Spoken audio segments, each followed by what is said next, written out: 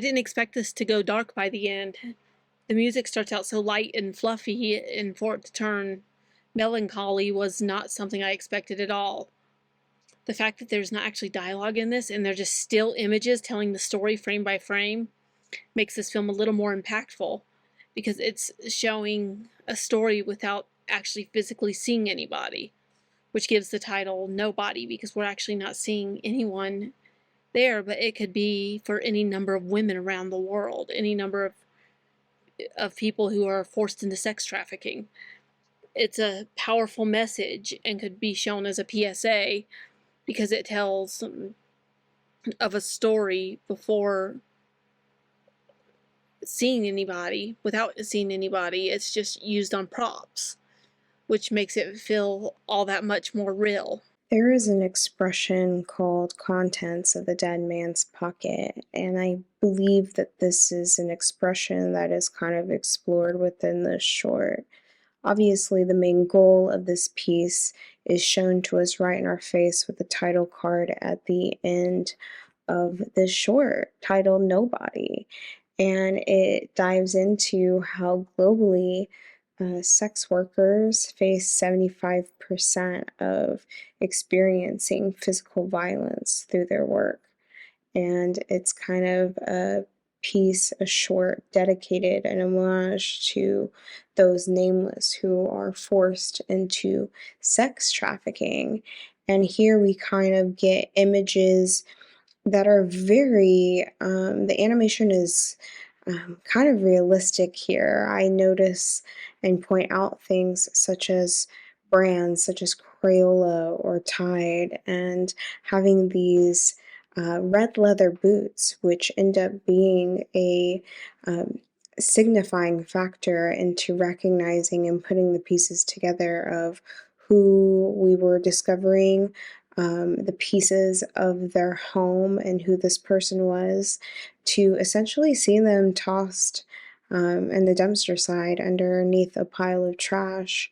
The broken heel kind of signifies this moment of imperfection and this violence that has taken over. Red is such a bold color. It is passionate, it is angry, and here it kind of showcases blood and demise of this person that we end up discovering.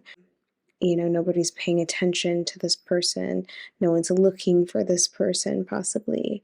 To see them kind of tossed away like trash is an unfortunate demise. The use of still images to portray the severity of what was going on, juxtaposed to the score towards the beginning of the piece, it really heightened the story of trafficking and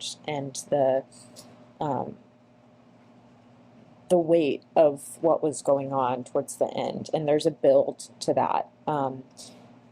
It really builds up to the climax of this piece and laying it all out on the table, and it does a really good job of building that suspense and that tension and brevity of all of it. Really powerful, which is very surprising since there wasn't any people in it at all, just visuals. And it was so amazing how you told this story so well with just the visuals. The animation looked really realistic as well. But quite a story of somebody traveling, to Paris and not being able to make ends meet and living in kind of bad situation and having to, it looked like she was sending her child, a birthday present. So she was away from her child.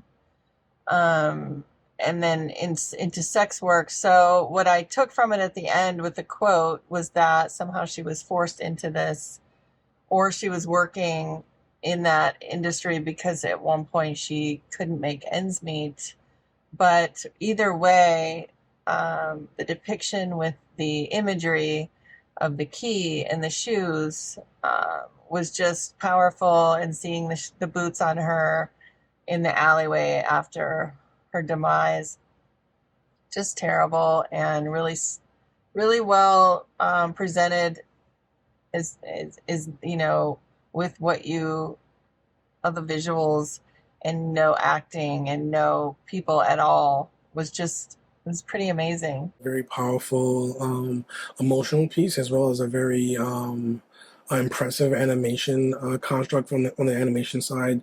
The level of detail and setting up these sparse spaces, I thought was very impressive, and I thought it really created a strong setup of absence and loss that I thought was foreshadowing of the ending. And I thought the piece really had a focused intent, a focused intent that was really easy to see, that especially as we got towards the ending with the very dark closing images, and obviously the context of the amount of violence faced by sex workers. I thought it was very interesting to build a piece around people who are marginalized and not seen as much, and reflect that marginalization and that the emptiness and the lack of space they're allowed to take up within the stylistic construct of the piece. Not even showing the worker's face, but only showing them as a pair of heels. I think it was a reflection of the exploitative nature of that particular industry and of capitalism in general. And I thought the piece had a lot of interesting ideas that it was able to establish without a narration, which I thought was a reflection of a very strong approach stylistically.